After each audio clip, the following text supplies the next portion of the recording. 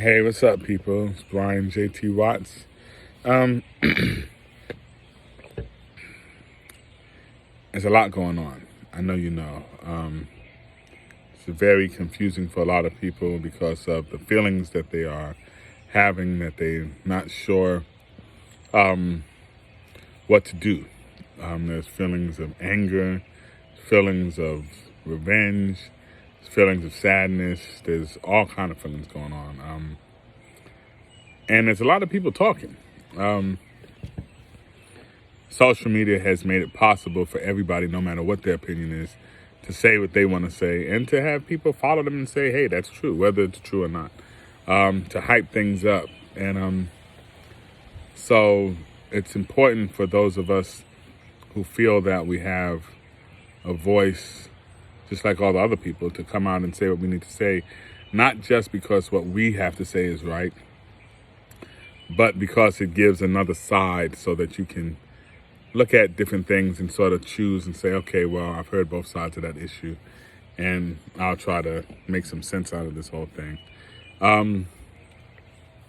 I just want to say this to my brothers and sisters. It's time. Every time that the world has been changed by an uprising or by just people getting angry, it's usually been changed by young people. I'm not one of those anymore. But I know that the young people in high school and college right now are fueled and ready to do something. It's not up to us to change their minds about what they want to do. It's up to us to educate them on what has happened, to help guide their minds to what they should do. We don't have all the answers. If we had the answers, we'd have fixed it. But we do have experiences. So it's up to us to be in touch with them, to guide them. Not to make them do what we would do, but to give them food for thought so they can think about what they need to do to change this world. I am so ready to hear whatever people have to say. My mind has been changed on a lot of things in the past few days. I've talked to people about different protests and different things that people do, and my mind has been open to a lot of things because I really think that we've been fighting symptoms instead of the core cause. So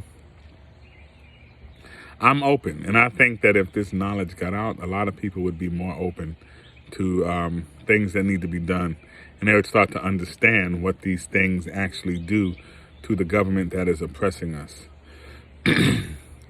I love people, white, black, whatever you are. What I don't love is evil, and I don't want to keep seeing us being pushed around by evil and oppressed by evil. It's sickening. It's bad enough that many of us black people live on a daily basis with a thumb on us, holding us down, providing a glass ceiling that we can't get past. It's bad enough. That's something we should have continued to fight against. But when you take that past a glass ceiling and you start to just obliterate us from the face of the earth and try to control us to a point that is just inhuman, no, we can't let that keep happening. So understand that those of us who see the game, or that only even partially see the game, we're looking to end this game. I don't know how it ends, but I know that we can't keep this going on.